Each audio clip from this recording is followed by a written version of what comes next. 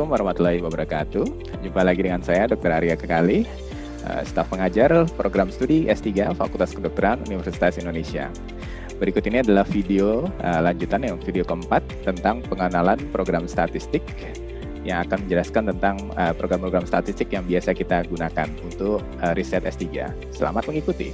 Baik, video kita akan menjelaskan mengenai SPSS sebagai salah satu aplikasi statistik yang paling populer, fitur dasarnya, kemudian template-nya apa saja, ya, kemudian basis data yang siap dianalisis itu seperti apa, serta pentingnya verifikasi data karena kita ada kesalahan umum untuk entry data, dan fitur-fitur penting yang kita perlu pahami dalam manajemen data. Jadi mengenai SPSS sendiri sebenarnya sudah berdiri tahun 68 ya, sudah adanya, yaitu Statistical Package for Social Science ya. Namun semenjak diakuisisi oleh IBM tahun 2009 itu dia mulai mengalami komersialisasi ya. Jadi karena user friendly sehingga secara harga dia cukup tinggi ya, dan sekarang juga sudah mulai banyak alternatif yang lebih open source ya, seperti R atau JASP ya. Tapi konsepnya sebenarnya semua data aplikasi statistik itu berbasis spreadsheet ya, sehingga kalau sudah pernah menggunakan Excel, menggunakan SPSS atau aplikasi statistik yang lain itu sebenarnya mudah saja. Jadi pengenalan fitur data SPSS itu ya kita mulai membukanya. Di situ model spreadsheet itu ada yang variable view, kemudian ada juga yang data view. Kalau variable view itu adalah suatu tampilan yang kita gunakan untuk pembuatan variabel dan komponennya. Contohnya seperti ini, ya. Jadi di situ kita membuat dulu ada variabel apa saja. Seperti contoh di sini ada name, ya, ada gender, ada tanggal lahir, ada berat badan dan tinggi badan. Nah, ini semuanya bisa kita lihat di sini ya.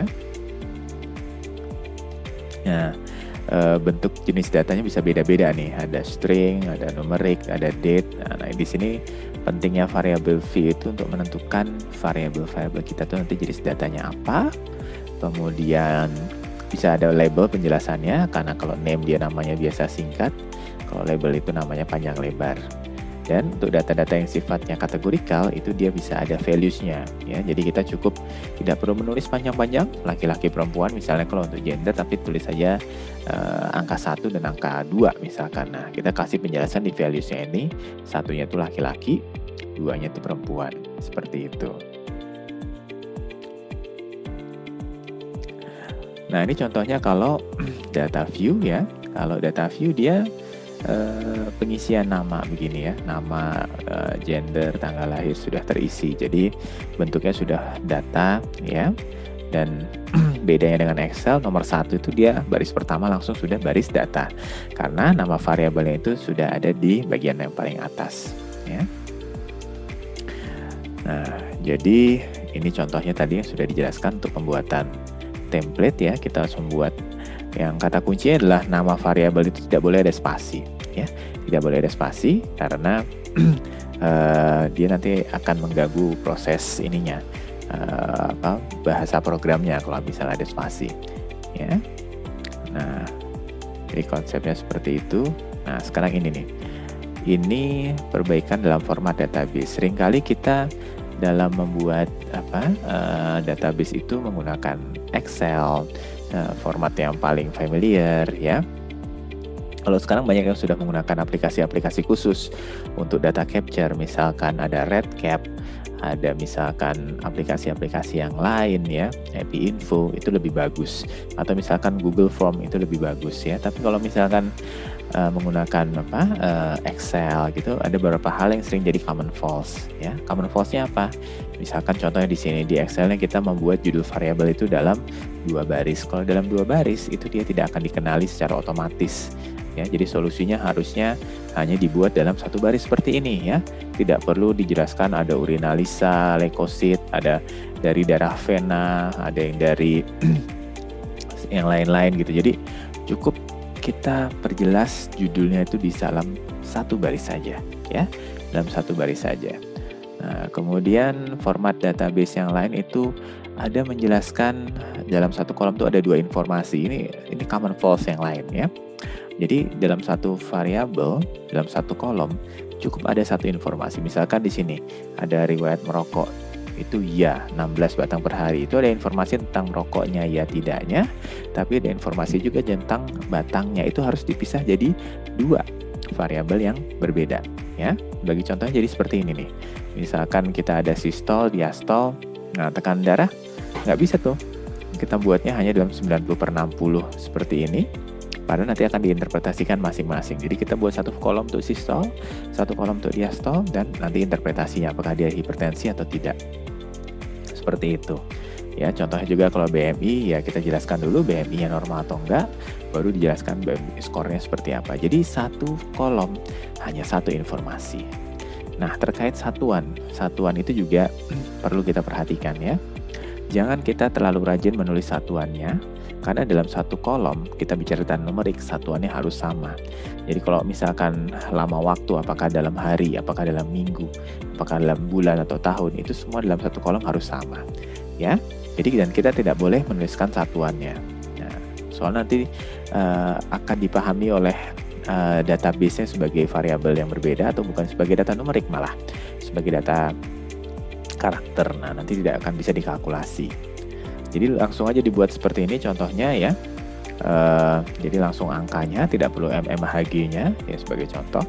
Nah, sebagai contoh juga bisa seperti ini. Tapi kalau ada yang sifatnya range begini, nanti dia juga akan dikenali bukan sebagai data numerik. Dia akan dikenali sebagai data kategorikal. Ya. Kemudian ya tidak konsisten dalam membuat kategori. Nah, makanya ini kita menyarankan kalau datanya kategorikal, misalkan laki-laki perempuan. Laki-laki yang hurufnya gede semua sama laki-laki yang hurufnya kecil itu akan dianggap sebagai kategori yang berbeda. Ya, sebagai kategori yang berbeda. Makanya itu tidak boleh dilakukan kalau di dalam database. Lebih baik kita menggunakan kode saja, jadi 1 laki-laki 2 perempuan sehingga lebih praktis dan lebih seragam, nanti bisa diidentifikasi oleh database. Ya. Sebagai contoh di sini ada asisten manajer, ada yang pakai titik, ada yang enggak. 1 titik saja bisa merubah itu dianggap sebagai kategori yang berbeda oleh komputer, ya. Begitu. Nah, jadi solusinya adalah ya harus dibuat seragam, ya, harus dibuat seragam atau dibuat sebagai coding saja. Nah, dalam entry data itu banyak sering terjadi kesalahan, bisa yang secara tidak sengaja ataupun memang kesalahan yang umum sistematis gitu ya. Nah, itu makanya harus melakukan cek data missing ya. Kita kalau misalkan ada data yang kosong-kosong itu harus kita telusuri, kita lihat lagi ke pencatatan kertasnya apakah isinya yang seharusnya ya. Kemudian untuk data numerik yang perlu diperhatikan juga, periksa nilai ekstrim ya, apakah nilai ada yang terlalu besar atau terlalu kecil sehingga kita mengkhawatirkan itu adalah kesalahan pengukuran. Nah, itu harus diperhatikan, harus kita cleaning dulu. Ya. Dan yang diperhatikan juga awas kriteria inklusi ya. Kita meriksa hanya pada usia anak-anak, tapi dapat ada usia yang di atas 25 tahun gitu. Nah, itu harus hati-hati. Jangan sampai kita melewati batas-batas yang kriteria inklusi dan eksklusi yang sudah kita buat. Kalau sudah diverifikasi, data yang sudah clean, tidak ada nilai yang aneh-aneh, tidak ada nilai outlier ya. Nanti kita lock database-nya dan itulah yang harus dianalisis dan tidak boleh ada perubahan ya. Nah, selain itu ada fitur-fitur penting yang di manajemen data itu, yaitu data itu harus bisa di-compute, di-recode, diseleksi datanya, data tertentu saja, atau untuk penghitungan usia. Ini akan kita pelajari dalam sesi praktikumnya ya. Nah, akan ada pendalamannya di sesi praktikum. Poin-poin ini yang harus kita pelajari ya. Jadi suatu aplikasi statistik, dalam hal ini kita menggunakan SPSS, kita bisa melakukan ini semua ya. Ada yang harus dilakukan secara manual kayak data cleaning tadi, tapi ada juga beberapa yang sudah bisa dibantu karena sudah ada feature analisisnya di SPSS.